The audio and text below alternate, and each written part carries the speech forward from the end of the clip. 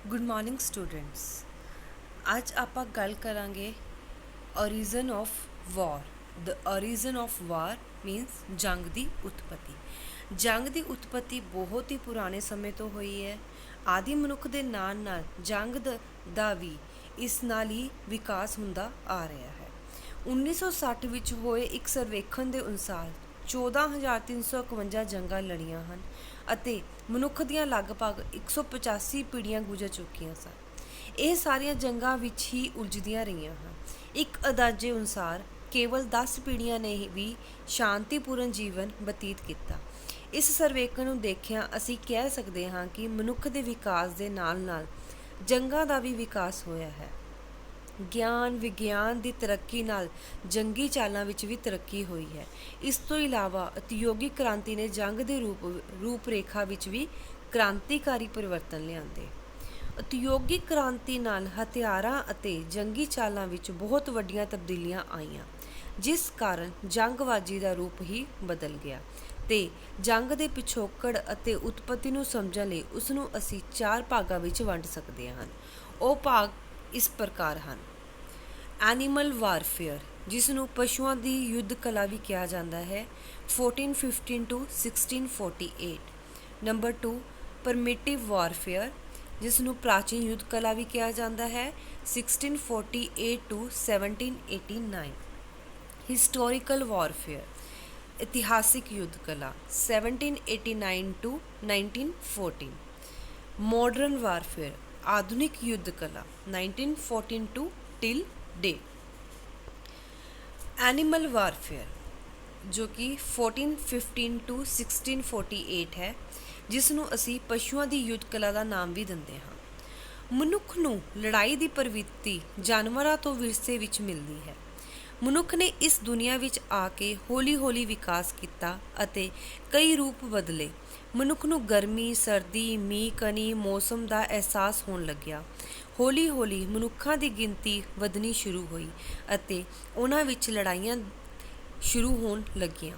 ਪਸ਼ੂਆਂ ਦੇ ਯੁੱਧ ਦਾ ਮੁੱਖ ਕਾਰਨ ਭੋਜਨ, ਸੈਕਸ, ਪ੍ਰਧਾਨਤਾ ਅਤੇ ਸਵੈ ਰੱਖਿਆ ਆਦਿ ਸਨ।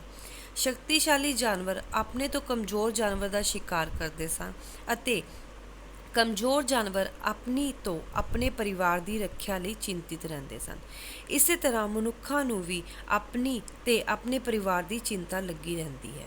ਮਨੁੱਖਾਂ ਵਾਂਗ ਜਾਨਵਰਾਂ ਵਿੱਚ ਵੀ ਲੀਡਰ ਸ਼ਕਤੀ ਪਾਈ ਜਾਂਦੀ ਹੈ।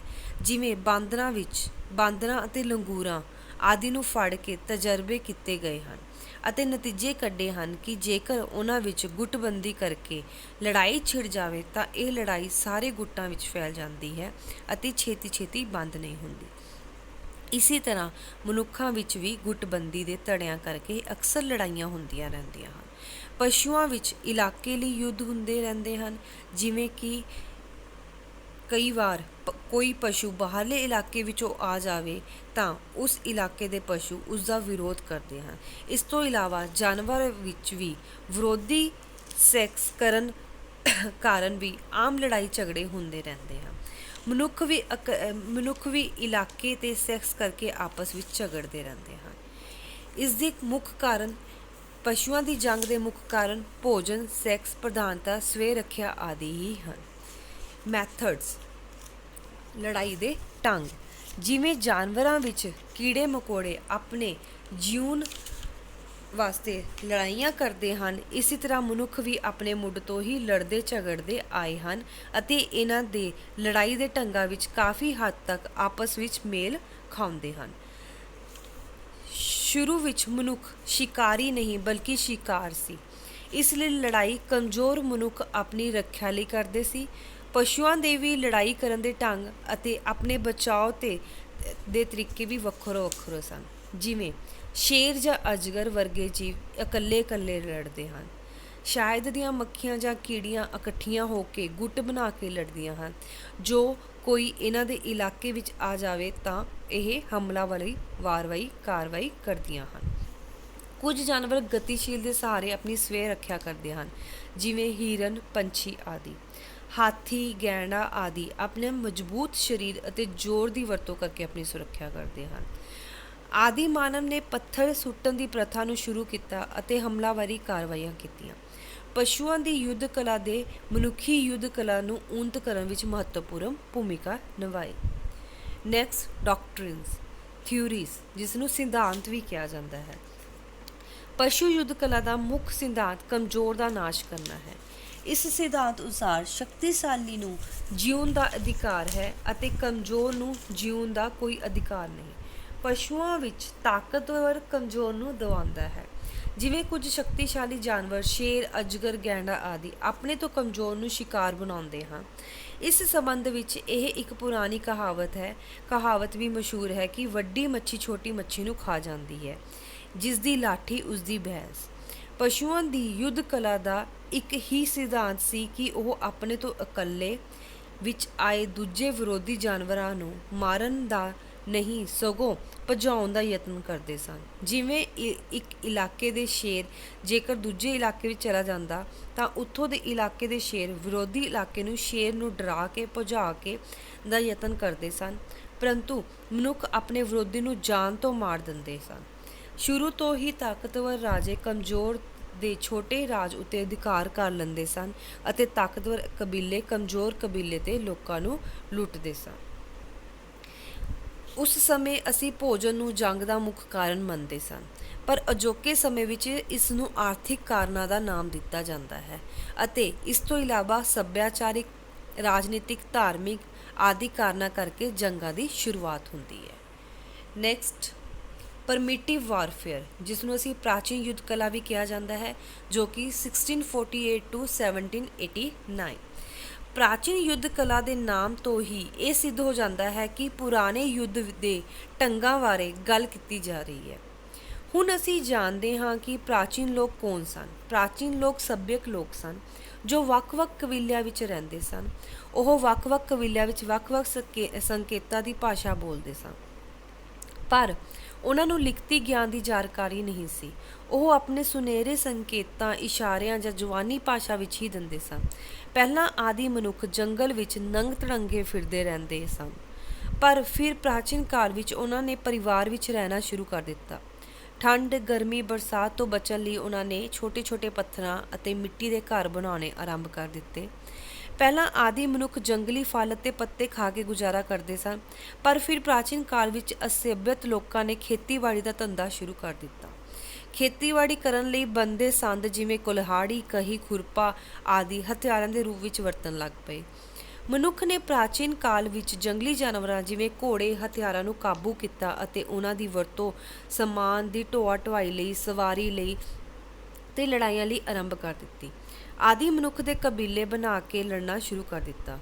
ਫਿਰ ਉਹਨਾਂ ਨੇ ਆਪਣੀ ਸੁਰੱਖਿਆ ਲਈ ਆਪਣੇ ਕਬੀਲੇ ਜਾਂ ਪਿੰਡ ਦੇ ਦੁਆਲੇ ਬਾੜ ਕਰਨੀ ਸ਼ੁਰੂ ਕਰ ਦਿੱਤੀ। ਉਹਨਾਂ ਦੀ ਸ਼ੁਰੂਆਤ ਦਾ ਬੰਦੋਬਸਤ ਕਬੀਲੇ ਜਾਂ ਪਿੰਡ ਦੇ ਮੁਖੀ ਕਰਦੇ ਸਨ। ਪ੍ਰਾਚੀਨ ਯੁੱਧ ਕਲਾ ਦੇ ਕਾਰਨ, ਕੋਜ਼ਿਜ਼, ਫੂਡ, ਸੈਕਸ, ਇਲਾਕਾ ਆਦਿ, ਆਤਮ ਸੁਰੱਖਿਆ ਆਦਿ। ਪ੍ਰਾਚੀਨ ਯੁੱਧ ਕਲਾ ਦੇ ਢੰਗ, ਮੈਥਡਸ। ਪ੍ਰਾਚੀਨ ਯੁੱਧ ਕਲਾ ਵਿੱਚ ਸ਼ੁਰੂ ਵਿੱਚ ਮਨੁੱਖਾਂ ਨੇ ਹੱਥਾਂ ਪੈਰਾਂ ਨਾਲ ਲੜਾਈ ਸ਼ੁਰੂ ਕਰ ਦਿੱਤੀ। ਫਿਰ ਪੱਥਰ ਸੁੱਟਣੇ ਸ਼ੁਰੂ ਕਰ ਦਿੱਤੇ। ਪੱਥਰਾਂ ਦੇ ਟਕਰਾਉਣ ਨਾਲ ਅੱਗ ਦੀ ਖੋਜ ਹੋਈ ਤੇ ਅੱਗ ਨੂੰ ਵੀ ਇੱਕ ਹਥਿਆਰ ਦੇ ਰੂਪ ਵਿੱਚ ਵਰਤਣਾ ਸ਼ੁਰੂ ਕੀਤਾ। ਹੌਲੀ-ਹੌਲੀ ਵਿਕਾਸ ਹੁੰਦਾ ਗਿਆ। ਫਿਰ ਮਨੁੱਖ ਨੇ ਖੇਤੀਬਾੜੀ ਦੇ ਸੰਦਾਂ ਨੂੰ ਹਥਿਆਰ ਦੇ ਤੌਰ 'ਤੇ ਵਰਤਣਾ ਸ਼ੁਰੂ ਕਰ ਦਿੱਤਾ, ਜਿਵੇਂ ਕੁਲਹਾੜੀ, ਕਹੀ, ਹਥਿਆੜਾ ਆਦਿ। ਆਪਣੇ ਸਰੀਰ ਦੀ ਰੱਖਿਆ ਲਈ ਜਾਨਵਰਾਂ ਦੀ ਚਮੜੀ ਦੀ ਵਰਤੋਂ ਕਰਨ ਲੱਗੇ। ਜੰਗੀਬਾਜੀ ਦੇ ਅਖੀਰਲੇ ਸਮੇਂ ਵਿੱਚ ਲੜਨ ਦੇ ਢੰਗਾਂ ਅਤੇ ਹਥਿਆਰਾਂ ਵਿੱਚ ਪਰਿਵਰਤਨ ਆਏ। ਦੁਸ਼ਮਣ ਉੱਤੇ ਅਚਾਨਕ ਹਮਲਾ ਕਰਨਾ, ਥੋੜ੍ਹੀ ਦੇਰ ਲੜ ਕੇ ਭੱਜ ਜਾਣਾ, ਮਾਰੋ ਭੱਜੋ ਦੀ ਨੀਤੀ ਸ਼ੁਰੂ ਹੋ ਗਈ। ਨੇਜੇ, ਤੀਰ ਕਮਾਨ, ਬਿਰਛੇ ਆਦਿ ਹਥਿਆਰਾਂ ਦੀ ਵਰਤੋਂ ਸ਼ੁਰੂ ਹੋ ਗਈ। ਲੜਾਕੂ ਕਬੀਲਿਆਂ ਦੇ ਲੜਾਕੂ ਜਾਤੀਆਂ ਨੇ ਆਪਣੇ ਹਥਿਆਰਾਂ ਅਤੇ ਲੜਨ ਦੇ ਢੰਗਾਂ ਵਿੱਚ ਲਗਾਤਾਰ ਪਰਿਵਰਤਨ ਕੀਤੇ, ਪਰ ਨਾਲ ਲੜਨ ਵਾਲੀਆਂ ਜਾਤੀਆਂ ਨੇ ਕੇਵਲ ਸਵੈ ਰੱਖਿਆ ਲਈ ਪੁਰਾਣੇ ਹਥਿਆਰੀ ਵਰਤੋਂ ਵਿੱਚ ਲਿਆਉਂਦੇ। ਥਿਊਰੀਜ਼, ਡਾਕਟਰੀਨਸ, ਜਿਸ ਨੂੰ ਸਿਧਾਂਤ ਵੀ ਕਿਹਾ ਜਾਂਦਾ ਹੈ। ਪੁਰਾਤਨ ਸਮੇਂ ਵਿੱਚ ਦੋ ਤਰ੍ਹਾਂ ਦੇ ਲੋਕ ਸਨ। ਇੱਕ ਤਾਂ ਲੜਾਈ ਦੇ ਹੱਕ ਵਿੱਚ ਲੜਾਕੇ ਲੋਕ ਤੇ ਦੂਜੇ ਸ਼ਾਂਤੀ ਪਸੰਦ ਲੋਕ, ਜੋ ਕੇਵਲ ਆਪਣੀ ਸੁਰੱਖਿਆ ਲਈ ਲੜਦੇ ਸਨ। ਲੜਾਕੇ ਲੋਕ ਆਤਮ ਸਨਮਾਨ ਲਈ, ਬਦਲਾ ਲੈਣ ਲਈ ਜਾਂ ਸ਼ੌਂਕ ਵਜੋਂ ਖੇਡ ਦੇ ਤੌਰ 'ਤੇ ਲੜਦੇ ਸਨ, ਪਰ ਜ਼ਿਆਦਾ ਲੜਾਕੇ ਲੋਕ ਆਰਥਿਕ ਉਦੇਸ਼ਾਂ ਲਈ ਜਿਵੇਂ ਪਸ਼ੂਆਂ ਲਈ ਸਭ ਤੋਂ ਜ਼ਿਆਦਾ ਲੜਾਕੇ ਲੋਕ ਆਪਣੀ ਪ੍ਰਧਾਨਤਾ ਬਣਾਉਣ ਲਈ, ਰਾਜਨੀਤਿਕ ਸ਼ਕਤੀ ਵਧਾਉਣ ਲਈ ਲੜਦੇ ਸਨ। ਜੰਗਲਾਂ, ਪਹਾੜਾਂ, ਰੇਗਿਸਤਾਨ ਵਿੱਚ ਰਹਿਣ ਵਾਲੇ ਲੋਕ ਜ਼ਿਆਦਾ ਲੜਾਕੇ ਸਨ, ਪਰ ਸਭ ਤੋਂ ਵੱਧ ਲੜਾਕੇ ਲੋਕ ਮੈਦਾਨੀ ਇਲਾਕੇ ਵਿੱਚ ਵੀ ਰਹਿਣ ਵਾਲੇ ਸਨ। ਇਸ ਤਰ੍ਹਾਂ ਪਸ਼ੂ ਯੁੱਧ ਕਲਾ ਤੋਂ ਬਾਅਦ ਜਦੋਂ ਮਨੁੱਖ ਨੇ ਮਾਨਸਿਕ ਤੌਰ 'ਤੇ ਉੱਨਤੀ ਕੀਤੀ, ਉਦੋਂ ਹੀ ਪ੍ਰਾਚੀਨ ਯੁੱਧ ਕਲਾ ਦਾ ਸਮਾਂ ਆਰੰਭ ਹੋਇਆ। ਨੈਕਸਟ, ਹਿਸਟੋਰੀਕਲ ਵਾਰਫੇਅਰ, ਜਿਸ ਨੂੰ ਇਤਿਹਾਸਿਕ ਯੁੱਧ ਕਲਾ ਵੀ ਕਿਹਾ ਜਾਂਦਾ ਹੈ, 1789 to 1914। ਇਤਿਹਾਸਿਕ ਯੁੱਧ ਦੇ ਸਮੇਂ ਨੂੰ ਸੱਭਿਅਕ ਯੁੱਧ ਵੀ ਕਿਹਾ ਜਾ ਸਕਦਾ ਹੈ। 10ਵੀਂ ਸਦੀ ਵਿੱਚ ਲਿਖਾਈ ਦੀ ਵਰਤੋਂ ਵਿੱਚ ਆਉਣ ਨਾਲ ਸੱਭਿਅਤਾ ਸਿਵਿਲਾਈਜੇਸ਼ਨ ਦਾ ਆਰੰਭ ਹੋਇਆ, ਜਿਸ ਨਾਲ ਜੰਗਬਾਜ਼ੀ ਦੀ ਕਾਨੂੰਨੀ ਬੁਨਿਆਦੀ ਰੱਖੀ ਗਈ।